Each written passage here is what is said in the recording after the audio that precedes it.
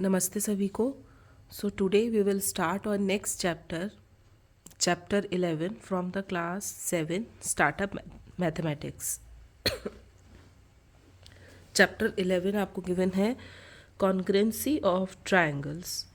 Congruency का मतलब होता क्या है? Congruence of triangles that means similarity by shape and size. इस चैप्टर में आपको ये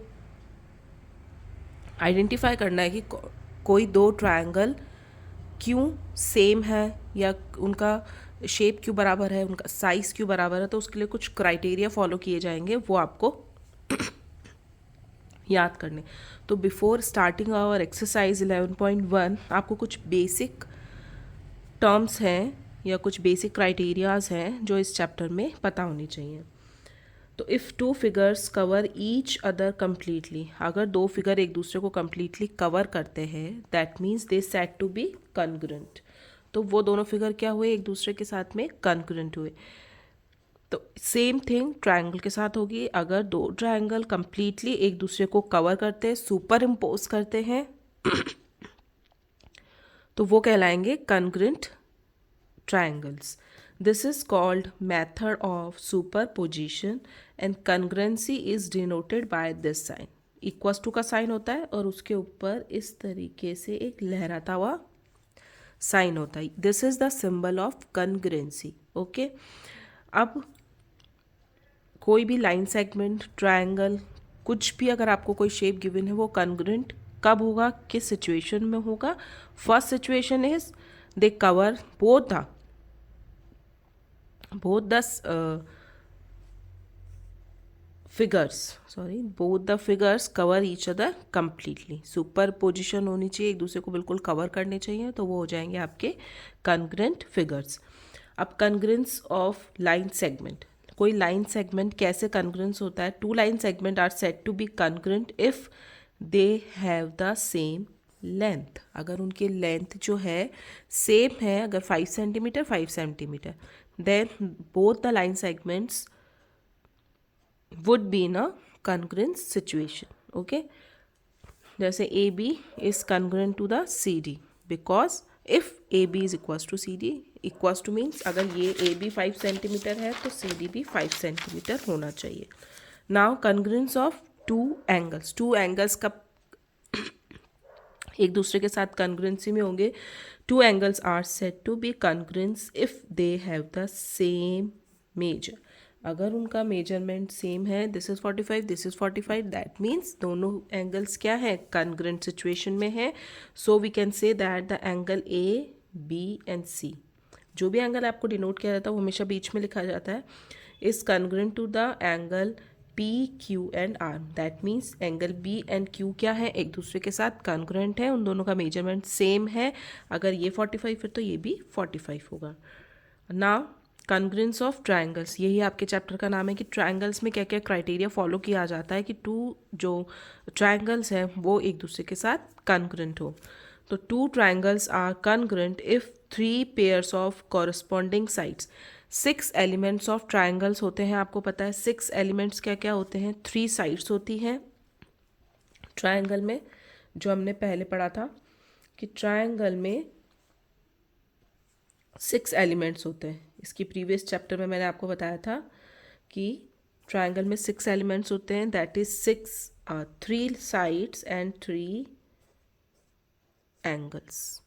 ठीक है, तो ट्रायंगल्स की अगर आप कॉन्ग्रुएंसी चेक करेंगे तो इन्हीं 6 एलिमेंट्स पे चेक करेंगे, 3 साइड्स एंड 3 एंगल्स। तो two triangles are congruent if 3 pairs of corresponding sides and 3 pairs of corresponding angles are equal. दो ट्रायंगल्स कब कॉन्ग्रुएंट होंगे? जब उनकी कोई भी 3 साइड्स, कम से कम 3 साइड्स, क्योंकि 3 ही साइड्स होती है उसमें, वो इक्वल होनी चाहिए और एंगल जो है उनके 3 वो इक्वल होनी चाहिए। दोनों में से कोई भी सिचुएशन उसमें ट्रू हो सकती है। Now matching of vertex is very important in the symbolic representation of two congruent triangles. So मतलब वही सुपरपोजिशन वाली सिचुएशन यहाँ आ गई है। एक ट्रायंगल दूसरे ट्रायंगल को कम्प्लीटली सुपर इम्पोज करना चाहिए, कवर करना चाहिए। दैट मीन्स उनके वर्टेक्स जो होते हैं वो एक दूसरे को कम्प्लीटली कवर करने चाहिए। ए is equals to congruent to या corresponding to P, B is corresponding to Q and C is corresponding to R. According to this figure, A is equals to P, B is equals to Q, C is equals to R. Okay. So we can say that the ABC triangle is corresponding to PQR. That means triangle ABC is congruent to the triangle PQR. These are the corresponding sides जो आपको major करनी है कि ये equal होनी चाहिए. सो sides में क्या हो जाएगा, A B is equals to P Q, B C is equals to Q R and C A equals to R P. अगर आप सी ए की तरफ जा रहे हैं तो इस फिगर में भी आपको आर से पी की तरफ ही जाना है. तो तीनों साइड्स भी क्या हो जाएगी, इक्वल हो जाएगी. सेम विथ आपके एंगल्स भी क्या हो जाएंगे, इक्वल हो जाएंगे. तो आपका जो गिवन ट्रायंगल है वो कॉन्ग्रुएंट है विद द अदर ट्रायंगल. अब कुछ केसेस आपकी बुक में गिवन है, इनका इस क्राइटेरिया के बेसिस पे आप आइडेंटिफाई करेंगे कि कोई भी ट्रायंगल, दो ट्रायंगल कॉन्ग्रुएंट है या नहीं है. तो first is S S S, side side side. तीनों साइड का measurements, two triangles are said to be congruent if their three sides of one triangle are respectively equal to the corresponding three side of the other triangle. एक triangle की तीनों side दूसरे triangle की तीनों sides के साथ अगर equal है तो both the triangles are in the congruent situation.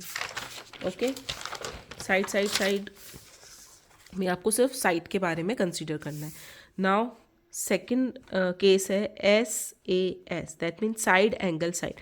दो साइड्स के बीच में एक एंगल आ रहा है. ठीक है, two triangles are said to be congruent if two sides and the included angle. मतलब इन दोनों साइड्स की वजह से जो एंगल बन रहा है, इंक्लूडेड एंगल का मतलब होता है दो साइड्स की वजह से, दो साइड जो इक्वल हैं एक दूसरे के, उनकी वजह से जो एंगल बन रहा है, बीच में जो एंगल बन रहा है वो इक्वल होना चाहिए. ठीक है, the included angle of one triangle are respectively equal to the corresponding two sides and the included angle of the other triangle. तो एक ट्रायंगल की ये जो टू साइड्स है वो इक्वल है, that means side angle side. तो इस केस में भी क्या होगा, साइड एंगल साइड, इन दोनों साइड्स के बीच में जो एंगल आ रहा है 45 45, तो ये दोनों ट्रायंगल एक दूसरे के कॉन्ग्रुएंट हो गए.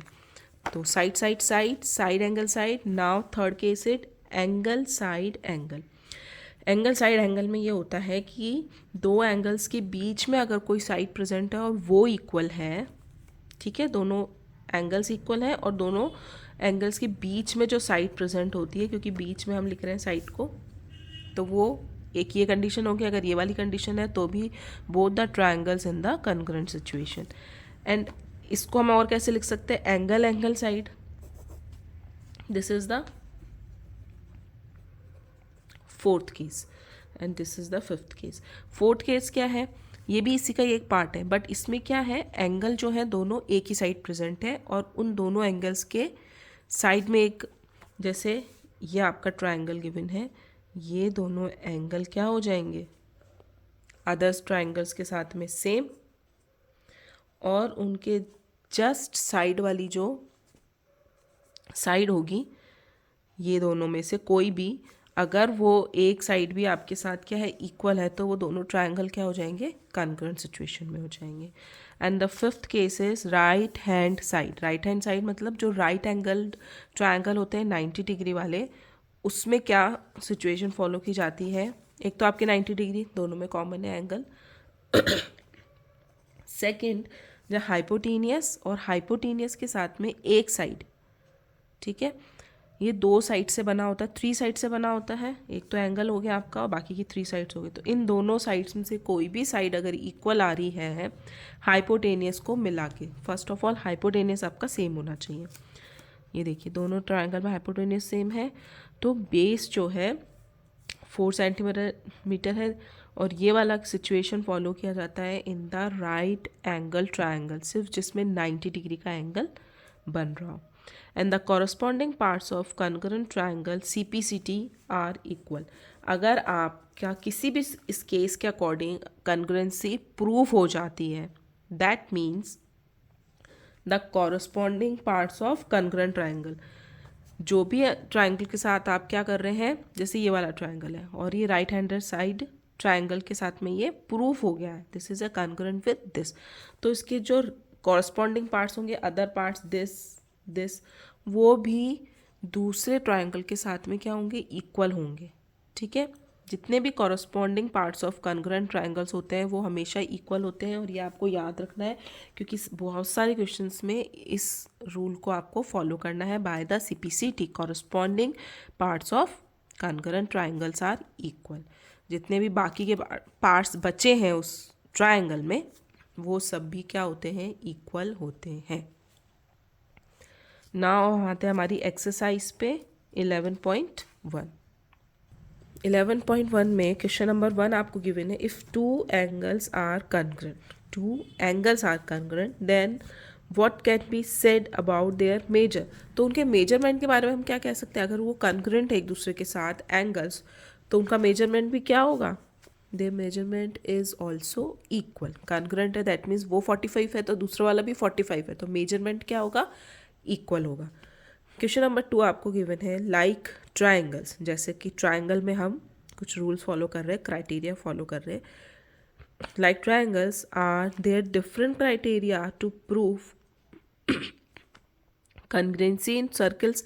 सर्कल में कोई डिफरेंट क्राइटेरिया होता है कि कॉन्ग्रुएंसी को प्रूव करने के लिए? नो, कोई डिफरेंट क्राइटेरिया नहीं होता है। अगेन सर्कल में आप क्या करेंगे, two circles are congruent if they have same radii. अगर उनकी रेडियाई इक्वल है दैट मीन्स वो दोनों सर्कल क्या है, एक दूसरे के साथ कॉन्ग्रुएंट है। एक ये सर्कल है आपके पास, एक ये सर्कल है, ये रेडियस, ओके, ये इनकी रेडियाई होगी। अगर ये इक्वल है तो दोनों सर्कल जो है कॉन्ग्रुएंट है। क्वेश्चन नंबर 3 आपको गिवन है, explain the side angle side congruence criteria. इसमें आपको एक तो डेफिनेशन लिखनी है कि साइड एंगल साइड क्या होता है, मतलब दो साइड्स के बीच में included angle. Two triangles are said to be congruent by SAS congruency criteria if their two corresponding side and the included angles are equal। दो ट्राइंगल आप कब कॉन्ग्रुएंट कहेंगे, by this congruency criteria SAS, जब two corresponding sides and the included angle are equal. उनके दो corresponding sides और included angle equal होगा। Diagrams अगर आप समझाना चाहें तो बता सकते हैं। ये 45 वाला एंगल आ गया है, in side 6 centimetre 5 centimetre, okay. ये हो गया आपका explanation of question number 3 SAS side angle side criteria.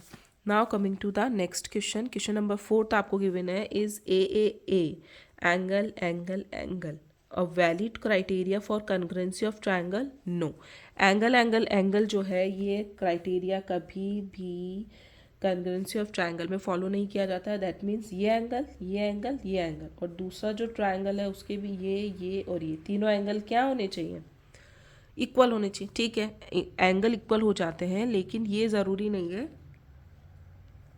कि उनका जो शेप हो वो भी सेम हो।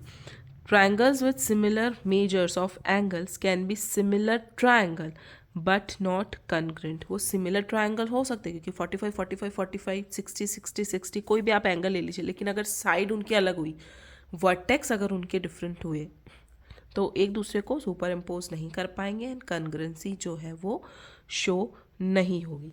सो AAA is not a valid criteria for congruency of triangle.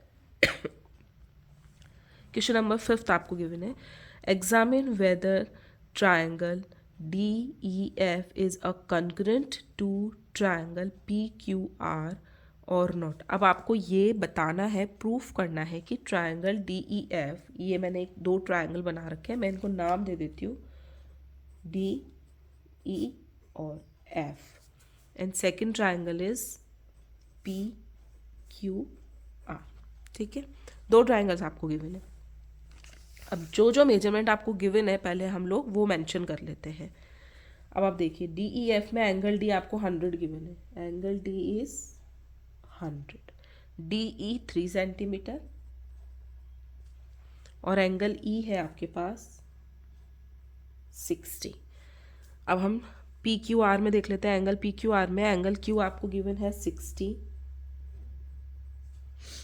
P Q 3 centimetre and angle R is 20। अब आपको ये बताना कि दोनों ट्रायंगल जो है वो कॉन्ग्रुएंट हैं या नहीं है। तो सबसे पहले आप देखिए, साइड और साइड तो आपको गिवन है एक, कि दोनों साइड्स क्या हैं, इक्वल है, डी ई पी क्यू के। बट यहाँ पे एंगल क्यू गिवन जो है वो हम पहले लिख लेते हैं। गिवन आपको है D E equals to P Q which is 3 centimetre. एंगल E is equals to angle Q which is 60 degree. दो चीज़ें आपको गिवन है। अब हम सबसे पहले एंगल P फाइंड आउट करते हैं कि ये हमारे पास कितना आएगा।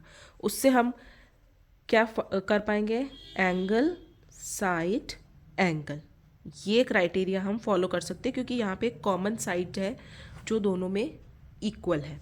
तो सबसे पहले हम करते हैं according to angle sum property। अब एंगल P फाइंड आउट करने के लिए आपको क्या लगाना पड़ेगा, जो हमने प्रीवियस चैप्टर में पढ़ा है, एंगल सम प्रॉपर्टी। तो according to angle sum property the sum of all the interior angles of triangle is 180। तो angle P plus angle Q plus angle R is equals to 180 degree. P आपको find out करना है, Q आपको 60 given है and R आपको 20 given है।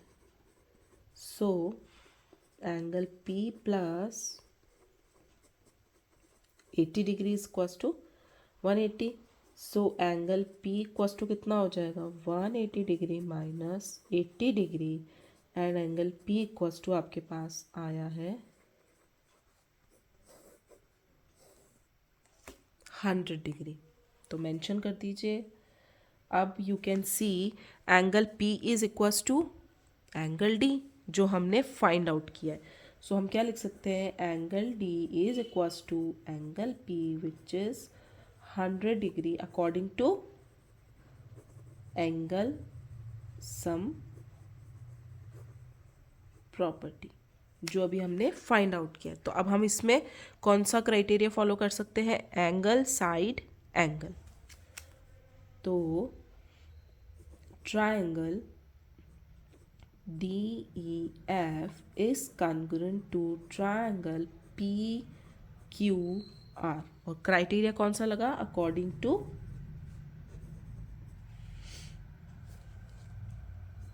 ASA angle side angle criteria and this is your answer. Okay, यही बताना था आपको कि ट्रायंगल जो है DEF वो PQR के साथ कॉन्ग्रुएंट है या नहीं है। यस है, और क्यों है, रीज़न हमने बता दिया, angle side angle criteria. Now coming to the question number 6। ठीक है, तो क्वेश्चन नंबर 6 में आपको कुछ फिगर्स गिवन है बुक में और आपको सिर्फ ये बताना है कि ये दो ट्रायंगल एक दूसरे के साथ कॉन्ग्रुएंसी में है या नहीं है तो कौन सा क्राइटेरिया है। ठीक है, तो state which of the following pairs of the triangles are congruent, in case they are congruent state the criteria of congruency. तो आपको क्राइटेरिया बताना पड़ेगा। तो ए में आपको दो फिगर्स गिवन है, इसमें तीनों साइड्स क्या हो रही है, इक्वल है with corresponding triangle. That means ये दोनों ट्रायंगल क्या है, यस कॉन्ग्रुएंट है by the side side side criteria. Okay, क्योंकि इसमें 3 साइड्स इंक्लूडेड है। अब both the two triangles are congruent, no, क्योंकि इसमें कौन सा क्राइटेरिया फॉलो हो रहा है, एंगल एंगल एंगल वाला क्राइटेरिया होता है और 3AA is not a valid criteria. आपको सिर्फ यस और नो में आंसर करना है और क्राइटेरिया बताना है। ये ए नॉट अ वैलिड क्राइटेरिया, ये मैंने सिर्फ समझाने के लिए लिखा है, आप नो भी लिख सकते हैं डायरेक्ट इस डायग्राम में। अब सेकंड आप देखिए, सी में आपको क्या गिवन है, 2 साइड्स आर इक्वल। एलिमेंट्स में क्या होता है ट्रायंगल के, आपको कम से कम 3 जो है एलिमेंट्स देनी चाहिए। मतलब अगर ये साइड भी अगर ये इक्वल बोल देता है तो हम बोल देते हैं कि yes this is a S S S criteria और these two triangles are in congruency, but no, इसका आंसर होगा no, these two triangles are not in the congruency.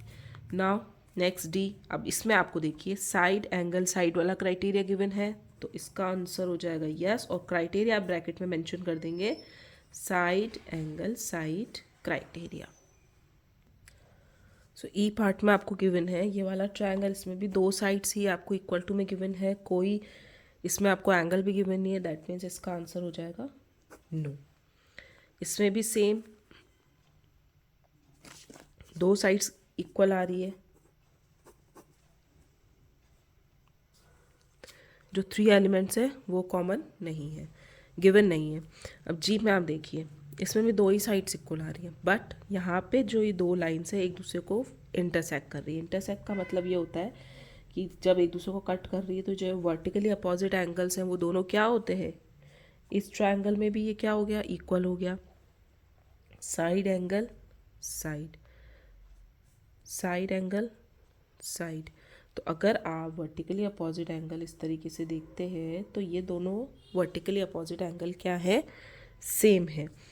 तो इसमें ये क्यों नहीं अप्लाई हो रहा है, बिकॉज यहाँ पे देखिए आप, अगर इस लाइन की बजाय ये वाली लाइन अगर आपको इक्वल टू बोल देते कि ये दोनों साइड जो हैं वो इक्वल है, तो साइड एंगल साइड वाला क्राइटेरिया यहाँ पे भी लग जाता। बट यहाँ पे इन्होंने यही वाली साइड गिवन है, ये दोनों इक्वल हैं और ये दोनों इक्वल है, और वर्टिकली अपोजिट एंगल भी आपका इक्वल होते हैं, आमने सामने वाले vertically opposite angles are equal, vertically opposite angles. So यहाँ पे आपका लग जाएगा side angle side criteria, and इसका आंसर हो जाएगा यस। इसमें वर्टिकली अपोजिट ये वाले एंगल है, सॉरी, और एच में तो साइड साइड एंगल बाहर की तरफ है तो ये नो हो जाएगा, और ये वर्टिकली अपोजिट एंगल और side angle side, side angle side, side angle side. So question number 6 has been completed. Now coming to the question number 7। अब क्वेश्चन नंबर 7 में आपको state the correspondence between the parts if, आपको A और B 2 triangles given है, आपको correspondence parts इसमें लिखने हैं। तो कॉरस्पॉन्डेंस पार्ट क्या होते हैं, इस ट्रायंगल का, इस ट्रायंगल की फर्स्ट 2 साइड्स के साथ में पहले हम साइड का ले लेते हैं। तो P Q is equals to X Y and Q R is equals to Y Z, और R P is equals to Z X. अब एंगल ले लेते हैं दोनों ट्रायंगल्स कॉन्ग्रुएंसी में, तो angle P is equals to angle X, angle Q is equals to angle Y, and angle R is equals to angle Z। तो आपको सिर्फ कॉरस्पॉन्डेंस बताने हैं कि कौन सी साइड किस साइड के इक्वल होगी और कौन सा एंगल किस एंगल के इक्वल होगा। Same with in B part.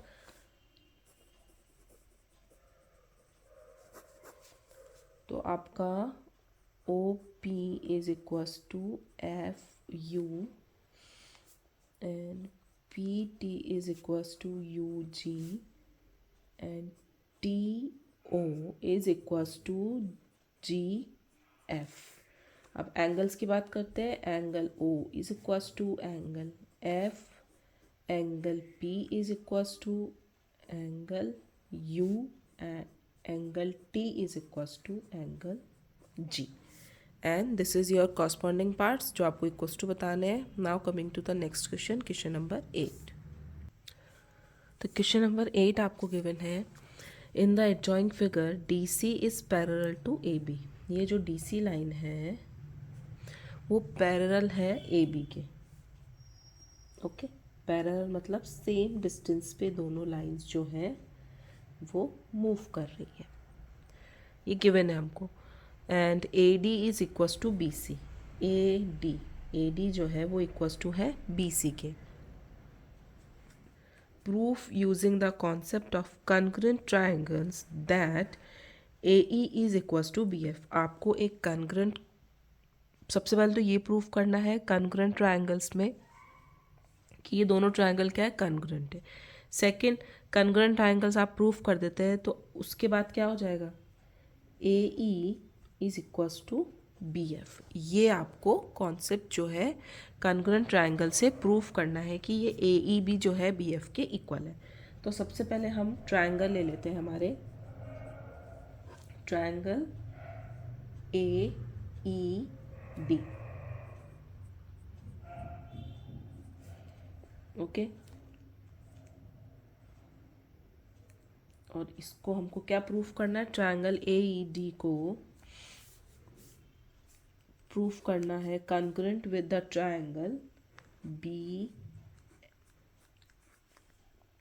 F and C के। We need to prove it.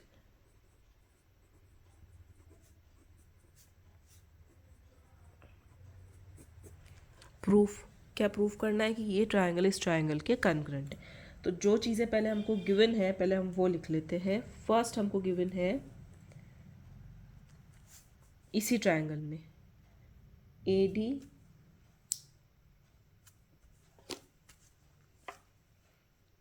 A E equals to B F. ये तो हमको प्रूफ करना है। सबसे पहले हम देख लेते हैं A D is equals to B C. ये आपको गिवन है इस ट्राइंगल में। नाउ डी सी और ए बी जो है एक दूसरे के पैरेलल है। और पैरेलल लाइंस में क्या होता है ना, इन दोनों के बीच की जो डिस्टेंस होती है वो बिल्कुल इक्वल होती है, दोनों सेम डिस्टेंस से ट्रैवल करती हैं। दैट मीन्स डी ई और सी एफ भी क्या हो जाएंगे, आपके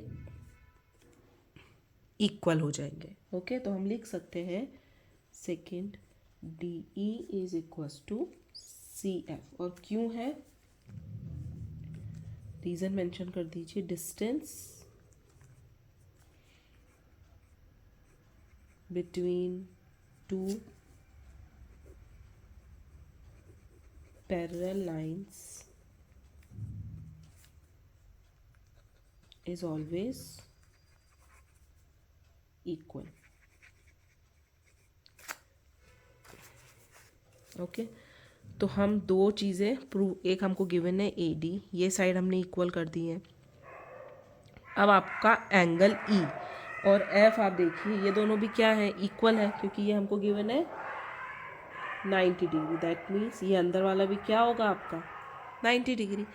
तो साइड एंगल साइड ये भी आपकी इक्वल, ये वाला भी आप रूल फॉलो कर सकते हो। और ये राइट एंगल ट्राइंगल है। ओके, सबसे पहले हम थर्ड चीज़ जो हमारी इक्वल हो रही है इन ट्राइंगल्स में उसको लिख लेते हैं। एंगल ए ई डी, इस ट्राइंगल में angle A E D is equal to the angle B F C. क्या है, दोनों 90 डिग्री हैं। Both angles are right angle triangle as shown in the figure. Mention कर देते हैं हम लोग, both angles are right angle as shown in diagram. ठीक है, ये तीनों चीज़ें हमें डायग्राम को देख के पता चल रही हैं कि हमारी D E is equals to C F, A D और इक्वल्स टू बी सी आपको गिवन है। Right angle triangle as you can shown in the figure देख सकते हैं कि 90 डिग्री है। तो 90 डिग्री ट्राइंगल में बाय द क्राइटेरिया ऑफ, इसको मैं यहाँ पे सॉल्व कर देती हूँ, जगह थोड़ा सा कम पड़ रहा है। Criteria of RHS। Okay, bye the criteria of right hand side, that means आपका एक 90 डिग्री का एंगल आ गया, हाइपोटेनियस आपके पास इक्वल्स टू आ गई है, और उसके अलावा क्या होता है राइट हैंड साइड में, अगर आपके हाइपोटेनियस इक्वल है और एक साइड इक्वल है, that means other side should be a equal होनी चाहिए, दूसरी साइड भी इक्वल होनी चाहिए by the CPCT rule. By the CPCT rule corresponding parts of the congruent triangles are also equal. तो हम लिख सकते हैं by the RHS criteria triangle AED is congruent to the triangle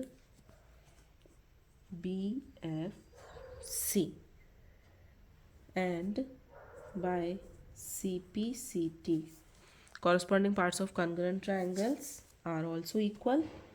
So AE is equals to